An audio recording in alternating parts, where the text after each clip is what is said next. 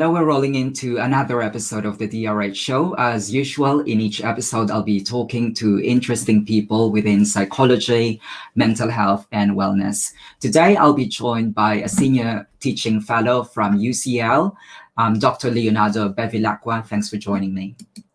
Hello, thanks very much for inviting me. Okay, it's great to have you here, Dr. Bevilacqua. So let's start off with you telling us your backstory, your trajectory in life, and how you ended up doing what you're doing. Yeah, so firstly, you can call me Leo. I know my surname is a little bit pronounced, so Leo is fine. Okay, so yeah, I'm also training to become a clinical psychologist at the University of East Anglia here in the UK. And my background is mainly in research, so I'm a UCL academic as well. So I've started there with a master's in clinical neuroscience over 10 years ago now, which makes me feel very old. And then I went on to do another master's at the Anna Freud Center in psychoanalytic developmental psychology. And after that, I worked at Cambridge University and then King's College before I got my research assistant position at UCL, working with Professor Russell Viner, who's the current president of the Royal College of Pediatrics and Child Health here in the UK. And while I was working full-time as a research assistant, I also did my PhD part-time, which I finished in 2019. Okay, so I think before I go on to tell you a bit more about the postdocs experiences, I'll just say that I've always tried to get myself involved into teaching while I was working and also into clinical work. So my typical week during those PhD days was pretty much like I was working full time, working on the side on my PhD, which I will tell you more about in a second. And then I used to be a honorary assistant psychologist on Fridays, first at UCLH, UCL Hospital, and then at Gosh Hospital, which is Great Ormond Street Hospital. And then I went on to do 3 years at the Hellbander Foundation, which is a charity who works with migrants, victims of torture and ill treatment from all around the world. So I did that for 3 years. Before I got into the clinical training here in Norwich. And then, yes, I also tried as much as I could, and this is something we will explore further later on, to do teaching. And I applied under the suggestion of my colleague, I should say probably my manager at the time, Dr. Jennifer McGowan, for a senior teaching fellow position at the Institute of Education at UCL, and got that job over 2 years ago now. So essentially, I've always done research, teaching, and clinical work. I've always tried to sort of combine these 3 activities. After my PhD, I did my postdoc with Professor S.E. Viding on colours and emotional traits. And then I did my second postdoc with Dr. Rebecca Lacey at the Institute of Epidemiology and Public Health at UCL. And I'll tell you more about these 2 experiences and what I did specifically later on, if you like. I would say that in my second postdoc, I did something that was more closely related to my PhD, which was about developmental trajectories of antisocial behavior and how young children with conduct problems go on to develop more serious behavioral problems in life. And in the postdoc I did with Rebecca Lacey, we looked at how we used similar methods, but the question there was how and whether and how adverse childhood experiences would impact on children's mental health from age 3 to age 14. And we found that there are specific traumatic experiences, particularly being smacked, so physical abuse, that have particularly strong, serious impact on mental health, both at the level of internalizing and externalizing problems. we've actually published the paper on child abuse and neglect. It's going to come out later next week, I think. So keep an eye on that. It's a large study. It takes into account nearly 15,000 children who have been followed from age 3 to age 14. So yeah, and now I'm now training to become a clinical psychologist at University of East Anglia. So that's my sort of clinical side of things. I probably can tell you what I'm doing now. I am working with older adults in a service where we do therapy on one side and neuropsychology assessment on the other. Mhm. I think that's pretty much it. Yeah, thank you for giving us your trajectory on how you started as a clinical psychology student, and now you become a full-grown researcher. Now, I understand as a researcher, Leo, you've done a lot of work in a range of areas within clinical psychology. But the reason why I really invited you is I'd like to hear about your insights and your expertise about resilience. So I suppose we'll start off with you explaining to us what resilience is in relation to perhaps working with vulnerable adolescents. Yes, so I think the concept of resilience is particularly important, especially around these days. There is a lot of talking about resilience. Resilience relates to the idea of an organism to be able to deal with external stressors and be able to go back to its original state.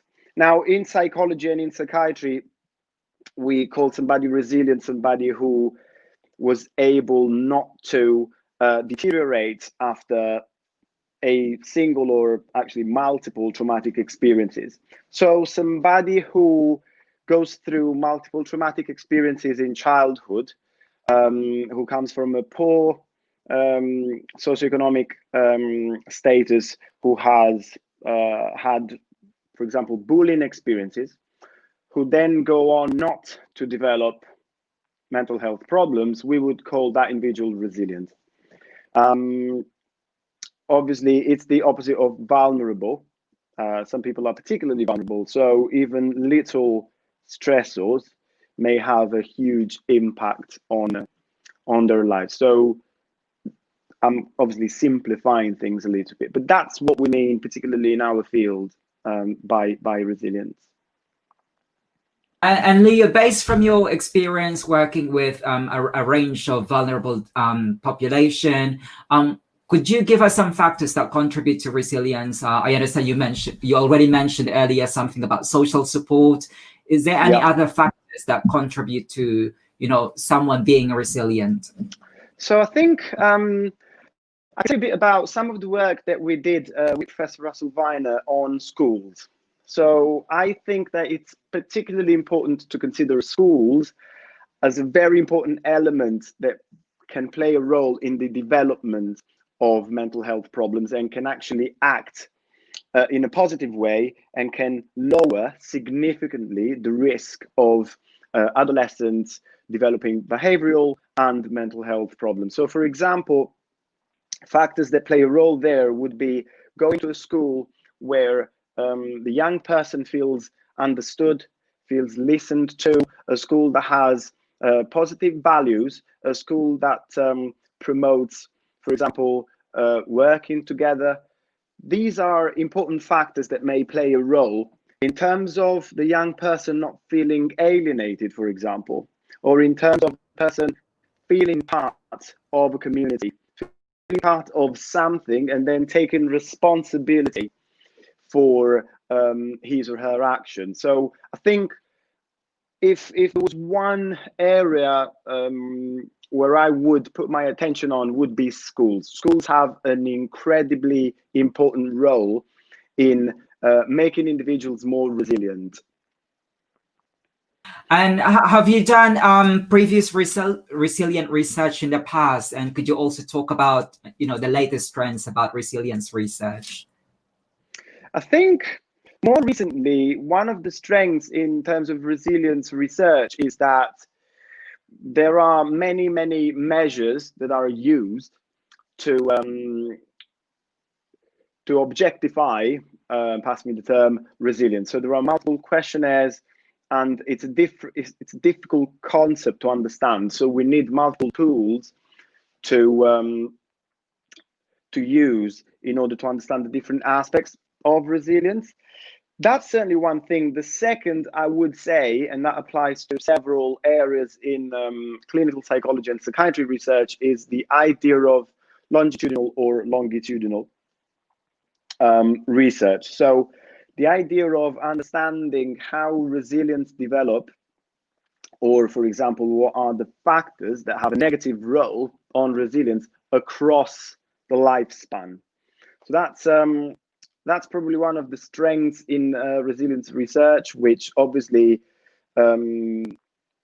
which needs longitudinal data to be carried out. So research with longitudinal data is complex. Sometimes it's difficult to find a large enough sample of people who have sort of provided data about their mental health resilience, for example, across a number of years.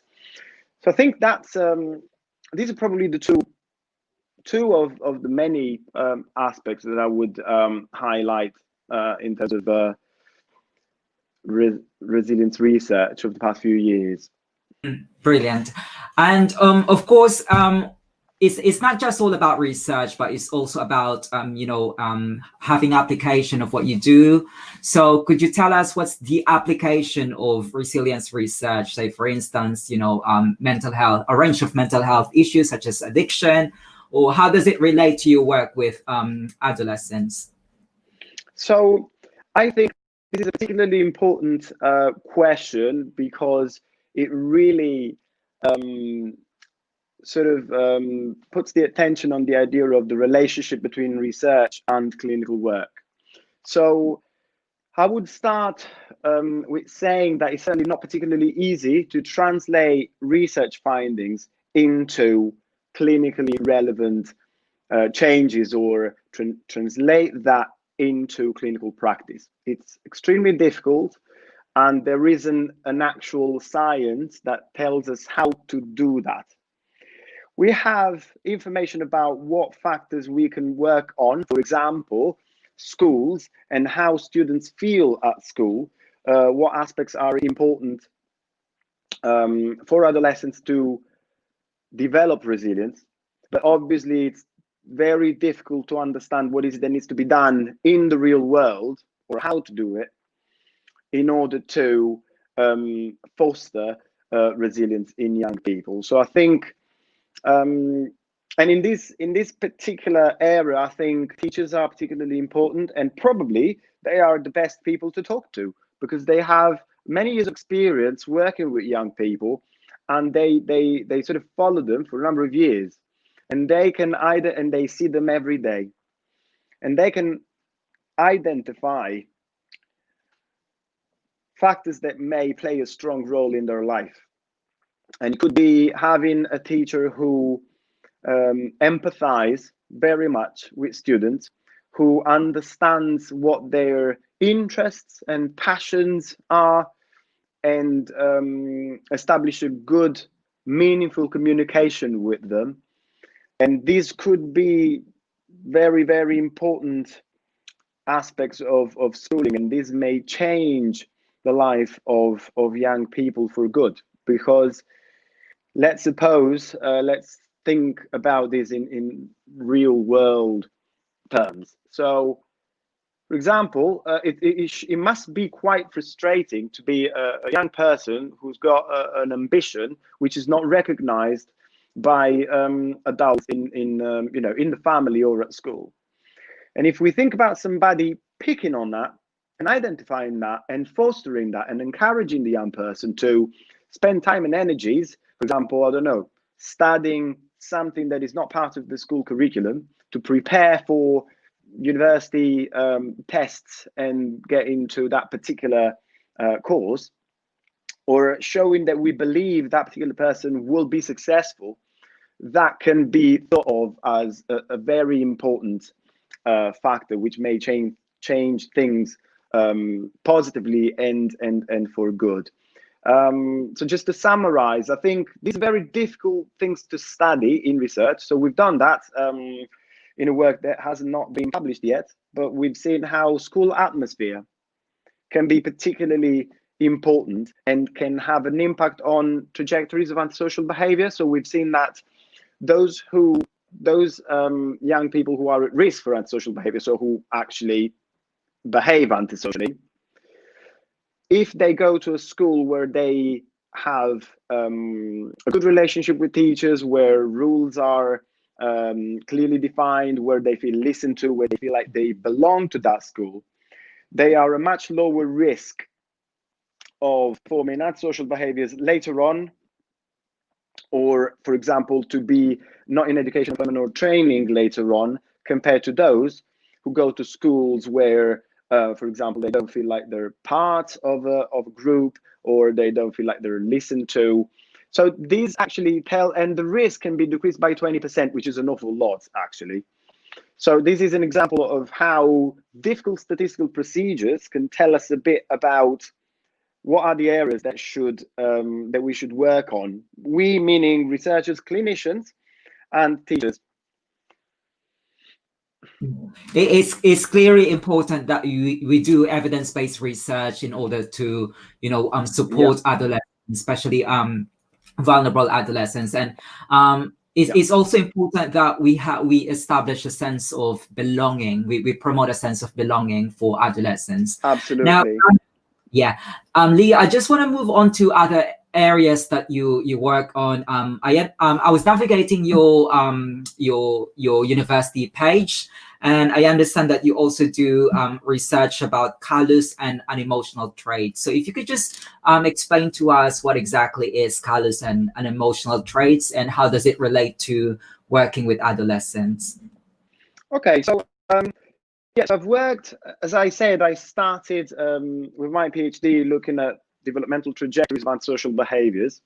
And then I did actually my first postdoc with Professor S.E. Beeding at UCL, looking at callous and emotional traits, which is very, very interesting area in developmental psychopathology. Now, I'll try to give you a simple definition of callous and emotional traits, and then you can ask me more about it, and I can tell you a bit more about what does it mean for our society to sort of to deal with adolescents with callous and emotional traits. So callous and emotional traits refer to a number of traits which can be described as, for example, somebody who does not feel guilty for behaving badly, for example, not being able to empathize with others, not being able to feel the pain of others.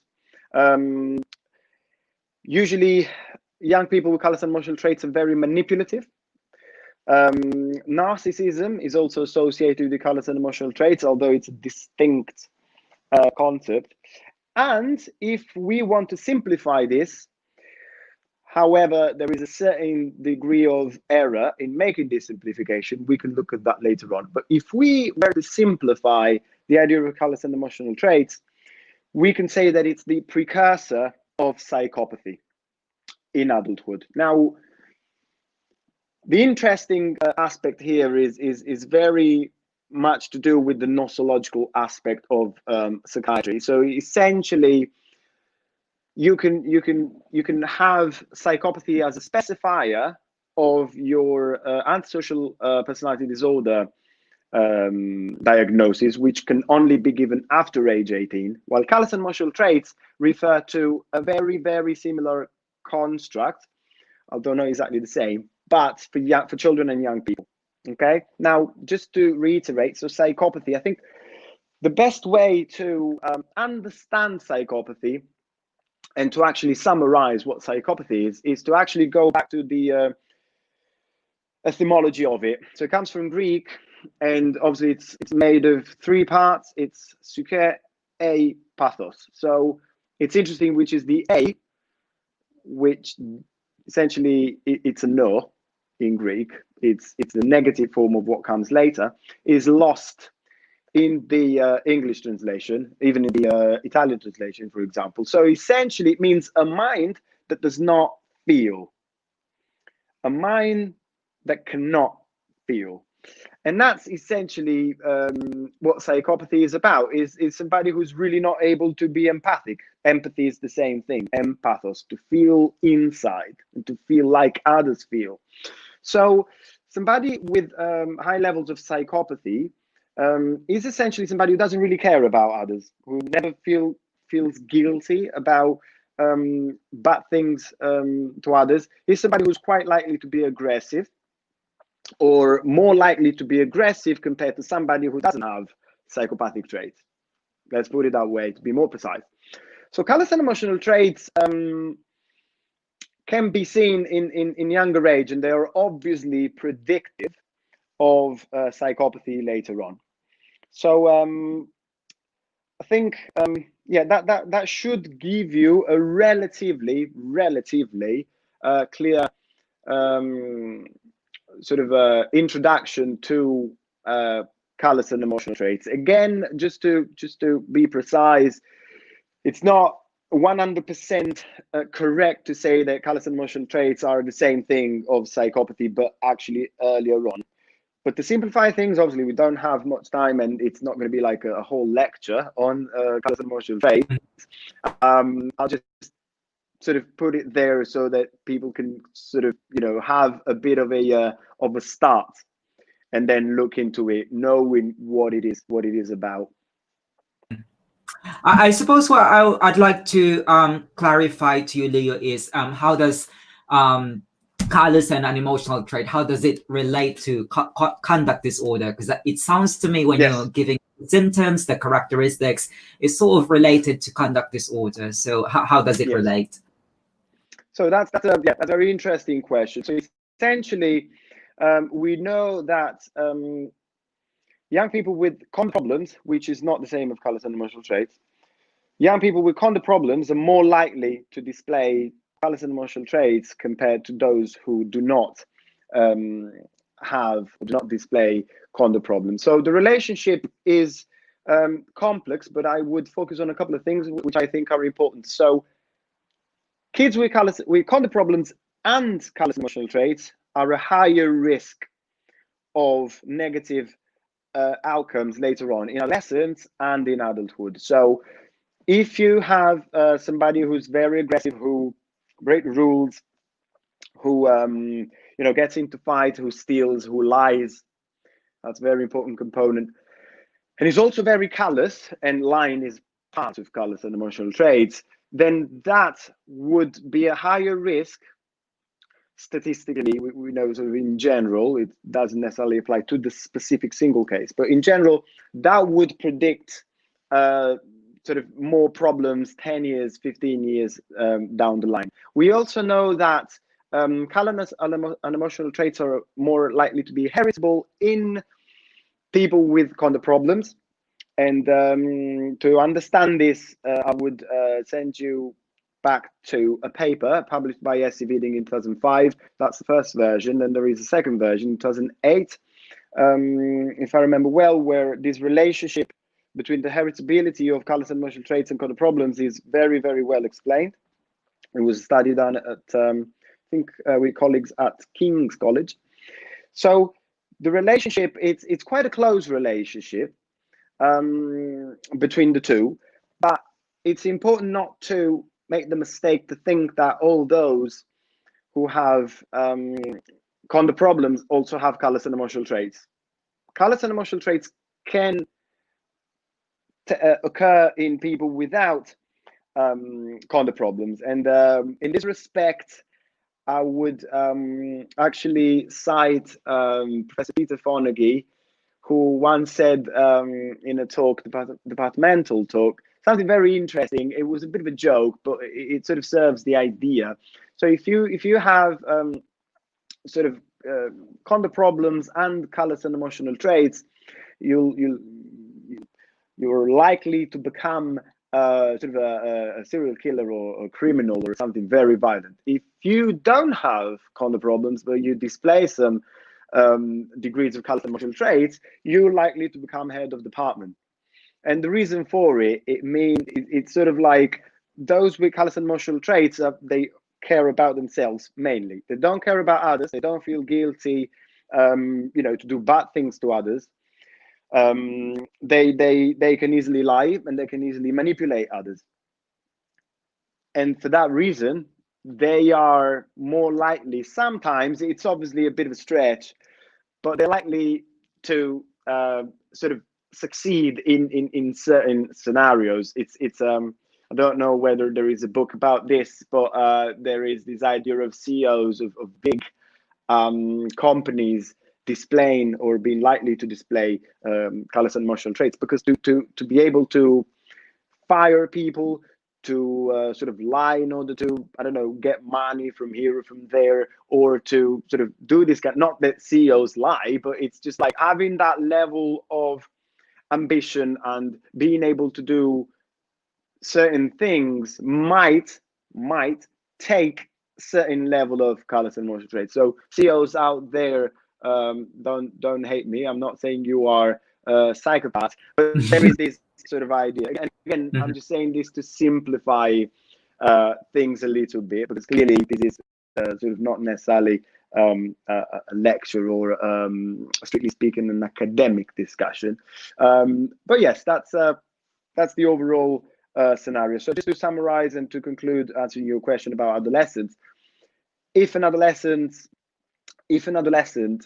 display severe conduct problems with callous and emotional traits, then we're dealing with somebody who is a higher risk. It's not 100% sure, of course, but he's a higher risk of having problems related to his sort of antisocial activities or substance abuse later on in life, compared to somebody who is a bit of a little devil, but he's not particularly callous. So if we're dealing with somebody who's hyperactive, who's a bit aggressive, who has a certain level of behavioral impairment in terms of conduct problems, but without callous and emotional traits, that may suggest that we are more likely to see recovery later on. And talking about recovery, Leo, based from your research, have you known any? Do you know of any interventions that can be used to mitigate callous and unemotional traits? I forgot how to talk. That's fine. Yes, it's tricky.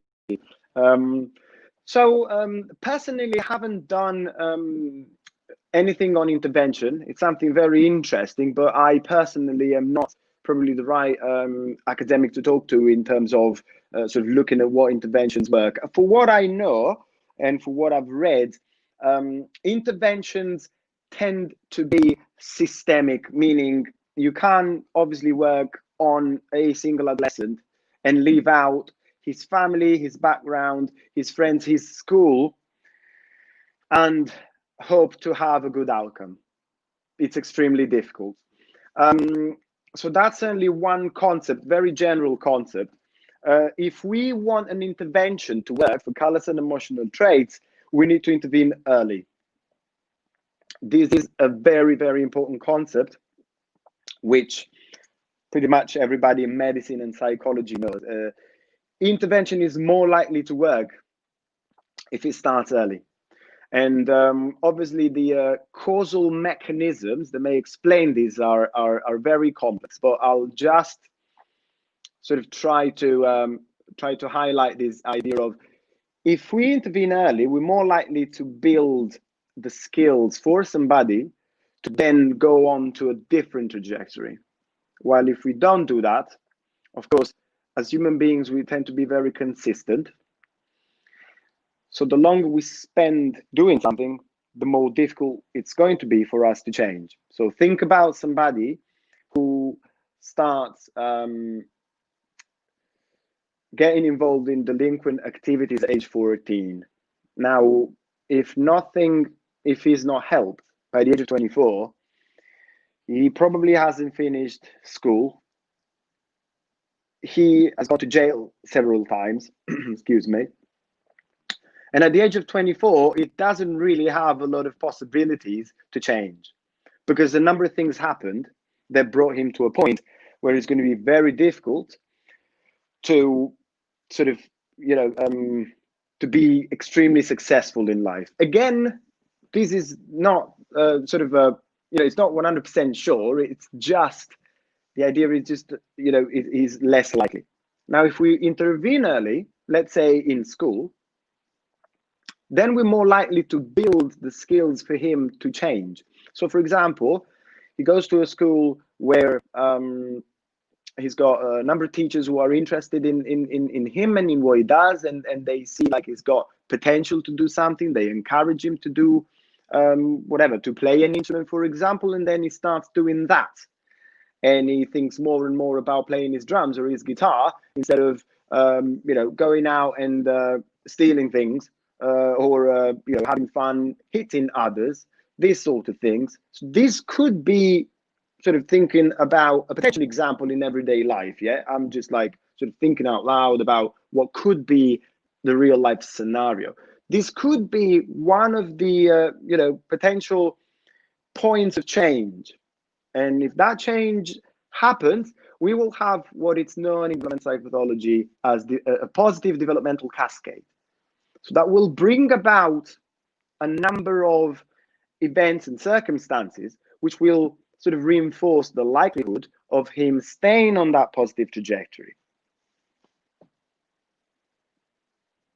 And let's move on from other stuff that I've got lined up for you. So we talk about resilience, we talk about adolescent mental health, but in your role as a researcher, as an academic, have you come across of any misconceptions about adolescent mental health? So kind of identify those misconceptions and sort of address them. So sorry. Yeah, any misconceptions that you've come across as a researcher? Yeah, I think there are many, and I would focus on one in particular, and I think this is something that researchers and clinicians talk a lot about, which is the idea of mental disease and being ill, which needs to be challenged. I think that the idea of a mental health diagnosis can be interesting here. So a misconception, for example, can be that if you have a mental health diagnosis, you are, for example, ill, you've got a disease, and you're sort of stigmatized for that reason. So an adolescent who receives a mental health diagnosis of whatever sort may actually, may have to deal with that situation where he doesn't know what others think about him or her. How do people understand what a personality disorder is?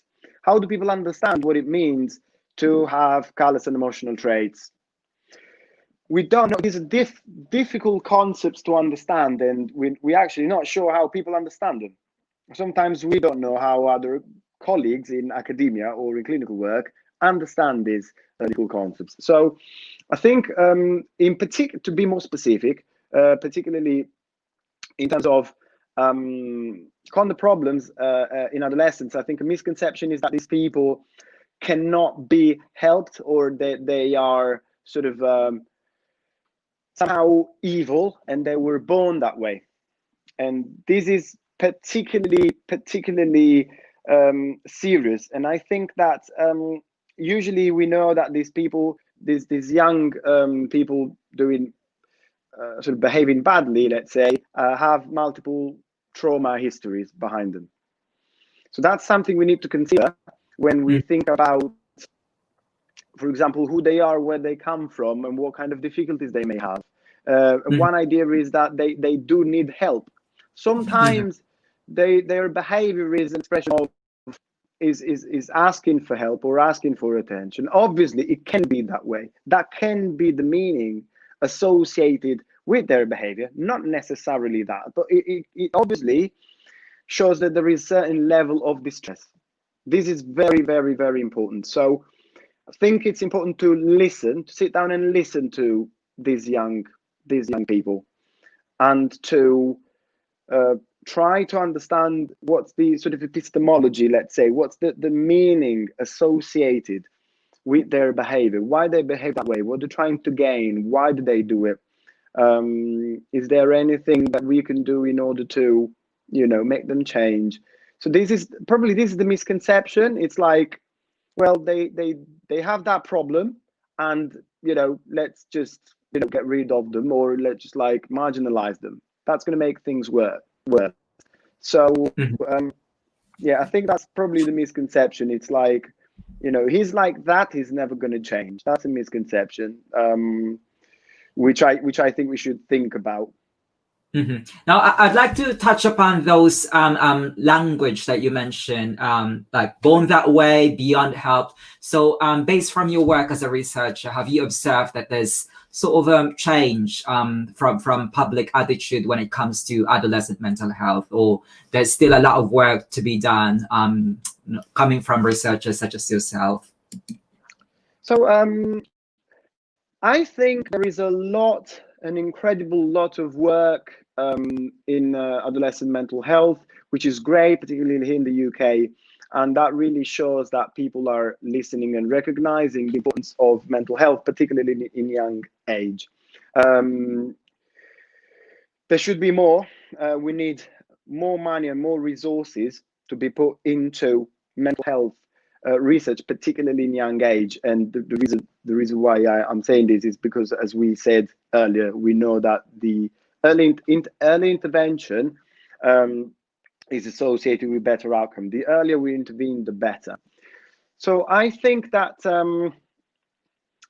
probably to just summarize that bit, there is a lot of work that is being done, but it's clearly not easy, because sometimes the problems that we see in adolescents have to do with the structure of our society and with inequalities. That's a very, very important bit. For example, we know that people with kind of problems are very, very likely to come from a low socioeconomic status family, from lower socioeconomic background. Now, to work on that, we really need to change the way our society works and the way our society is structured, and that's certainly not easy. I doubt I'll ever understand how that can be done. But this is just to say that there are structural aspects that that are really relevant in explaining why people have mental health problems. Yeah. So I'm not sure if that answers your question in particular, but just let me know whether you were looking for something slightly different. Yeah, you've absolutely touched upon it. Obviously, there's a lot of work that we need to do as a society and as an academic community if we want to foster change towards improving mental health for adolescents. Okay, so Lee, a lot of people who will be watching this interview, they want to follow your footsteps and become an academic. So can you give us some tips on what exactly makes a good academic? What would predict your success in academia? Yeah. So I mean, let me just say, I'm not necessarily a sort of a particularly successful academic. Like I'm not professor yet or anything like that. So probably there are better people out there who you could talk to. But okay, I think one thing that I believe is extremely important to be successful in academia, but actually to enjoy academia, is to be extremely passionate about what you do. You need to understand what the job involves, what it is about, and I need to be aware of that, because you will be doing it every day, but probably well, sometimes more than 5 days a week, especially when you're doing your PhD for a number of years. So I think for what I've seen, those successful academics are really, really passionate people, really passionate about what they do. They do believe in the potential that research has to change society for the better, and I think they're really kind people. Probably academia is a very good environment for that reason. It's because you have a lot of people who are passionate about what they do, so they're happy to collaborate with you. They're happy to they get enthusiastic at the idea of working on something, for example, if you share an interest with them. So I think a suggestion would be passionate about it, know well what you want to work on, know very well what you want to work on, and ask people things. Go out, Ask people, send emails, try to get involved in as many activities as you can without losing the focus. That's very important. Without losing the focus, that comes with sort of a number of years. I think after a little while, you understand what is that you need to do, and what you can leave on the side for some time. So to prioritize things. So persevere, be sort of resilient in that sense. So those who persevere, those who don't give up, are more likely to be successful. It's so obviously academia is it's not an easy life, because there isn't much security, especially at the beginning. So you don't just hit your second job and get a permanent position. So it takes a number of years before you get established. So that's one thing to consider. So just be patient and work super hard, and be passionate about it, because it's important to know that as a researcher, you are actually, changing the world in terms of, how people do things or what people know. So it is. I'd like to. Obviously, it's a bit of a sort of. I've exaggerated a little bit. It might sound a little bit juvenile. It's difficult to change the world profoundly, but little by little, that is what research does. So it's good to keep that positive idea that you're actually doing something very, very, very meaningful. You are, and you will see that over the years when people cite your work, when you talk about what you do in front of people who are, I don't know, of coming from different fields, of different professions, who listen to you and take in your suggestions coming from the data that you've analyzed and things like that. Yeah, exactly. Leo, those are really interesting things about what you've said. And I just want to pick up on one thing that you mentioned about people beginning to cite your work and people, seeing the relevance of your research. I think another important aspect of being successful in academia is your ability to communicate to the general public. So what's your insight about that? Because a lot of researchers could be so, shall we say, engrossed about the research area that they don't seem to, focus on effective communication, Yes. Getting the message across. So what's your thought on that? Yeah, I think from my personal experience, I think what really matters is to enjoy communicating the data that comes from your work. So when you communicate research, be enthusiastic. That's your work. It's very cool stuff. And if you want, obviously, others to understand what's going on. So simplify things, well, to a point where you're not lying, but make it easy for people to understand what's going on. And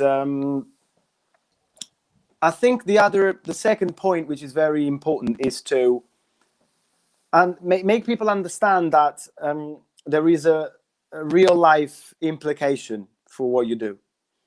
Sometimes people have this idea of research of sort of these people spending hours and hours and hours in the lab, which is true, and then that stuff having nothing to do with real life, with the world we live in. This is the key thing for me, is to make people understand that what researchers do has an impact on our lives, and to make it clear that it's very relevant to our world. And I would just, I think I've always been very enthusiastic about talking about my work. I've always been very, very passionate about this. I've always wanted to do this since I was little. I believe that's probably the suggestion I would give. It's like, don't worry about also like speaking in front of a number of people, of many people. Just enjoy it. It's very enjoyable to communicate what you do. Yeah, I'd like to emphasize what you said about trying to simplify your research, but not to the extent of dumbing it down. You don't want really to make a disservice out of your research. As what you've said, you have to emphasize that there really a real life application to what you're doing. And I think when people realize that there's a real life application to what you're doing, they begin to appreciate the kind of research that you do. Yeah. So very much. I think I think what's very important there is to be careful not to, say the wrong thing, because obviously you can simplify things up until a certain point. You can't make something extremely complex into something extremely easy. So, but that where clarity and knowledge come into play. If you know something inside out, then you can translate it in a way that will not change the nature of the content, but it will make it sort of easier sort of to understand for people who do not do research in that particular field, for example. I mean, people who do a different job than being a researcher in that particular field. Absolutely. Okay, so obviously, Leo, you've done a lot of research when it comes to adolescent mental health. You've done a work about colors and an emotional trait, resilience, and all that stuff. So what's the most important thing that you want the public to know about your work? What's the big message? I think the big message, it would be probably two. One is that we need to be aware that people can be quite consistent across their life in terms of their mental health and behavior. It doesn't mean that they cannot change, but it means that there are sort of genetic and environmental factors that come into play, and they interact, and they predict who we are going to be, and it's not particularly likely that we will change radically and profoundly, and sometimes significantly. I'm not saying it's not possible. I'm saying it's a bit more complicated than thinking, okay, if you want, you can do it. It's not as simple as that. The other thing is that in the light of this, we need to understand that we're very delicate beings, and we're very delicate beings, and sometimes even single traumatic events may have a devastating impact on us, and there are a number of factors that come into play. Family, certainly one, of course. Our sort of environment, and particularly schools. This is the second message. Schools have the power to change things significantly, and they work, especially if it's in childhood and adolescence, they work at a time where people are very malleable, and they're more likely to change compared to somebody who's 45.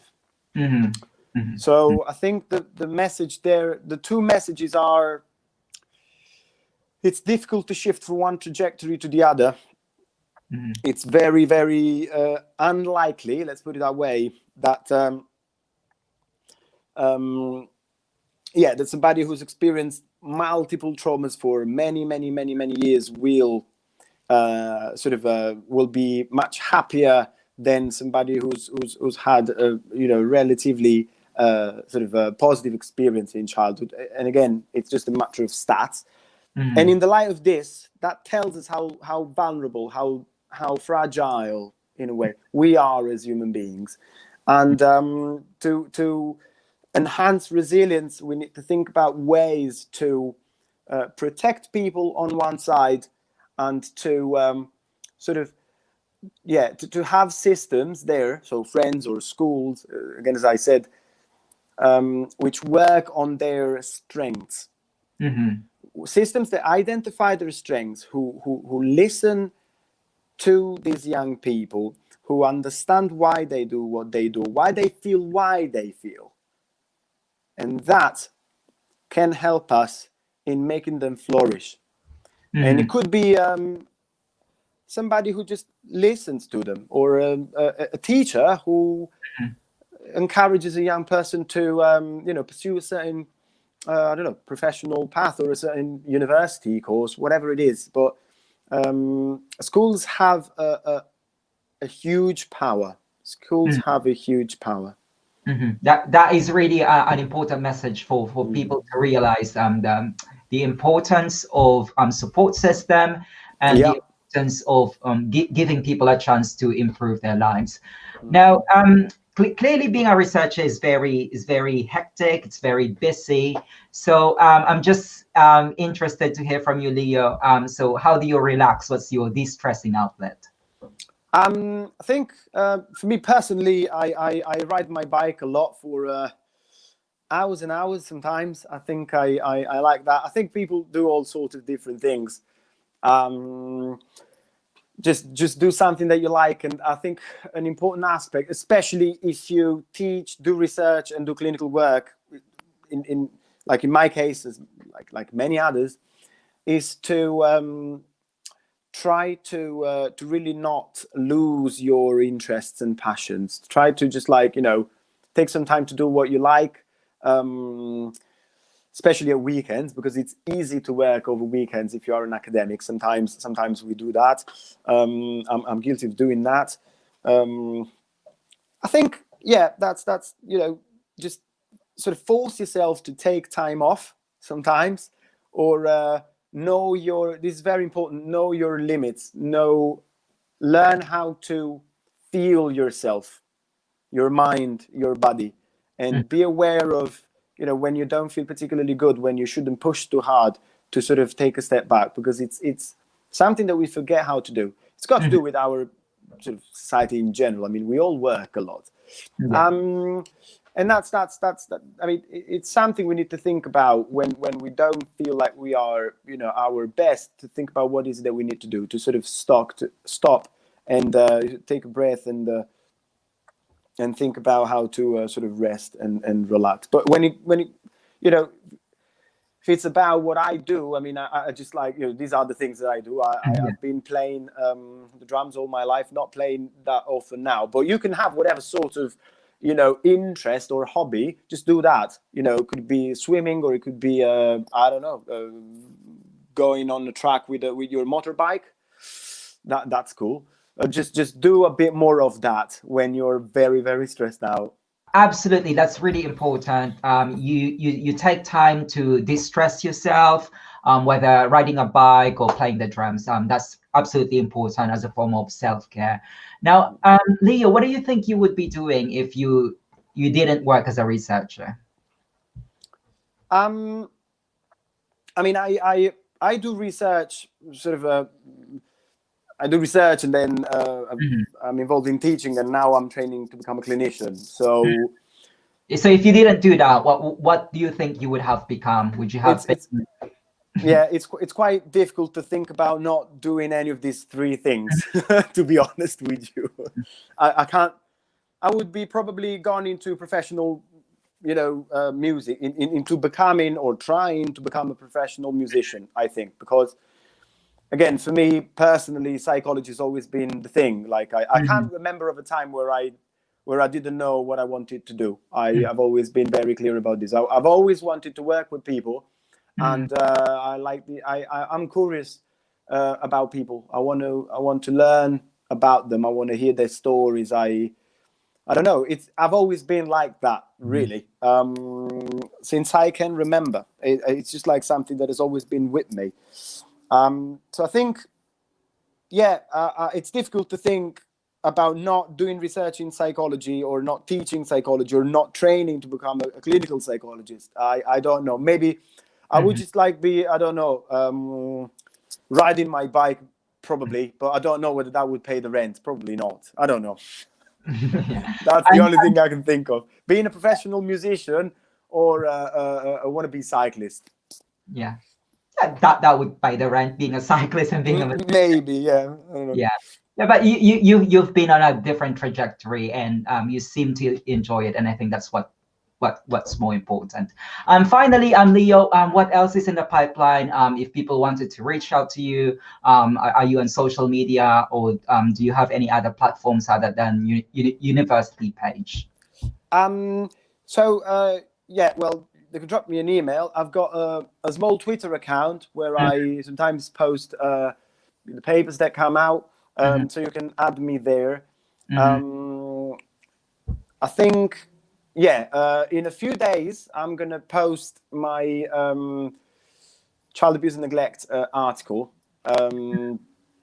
which is very interesting. I hope it's going to have some resonance. And yeah, I think there is also a YouTube video that I posted about the study that we published on the Lancet some time ago about bullying in schools. So I think, yeah, these are the main platforms. I think for anything that has to do with like answering questions or I don't know, wanting to talk to me, you can drop me an email.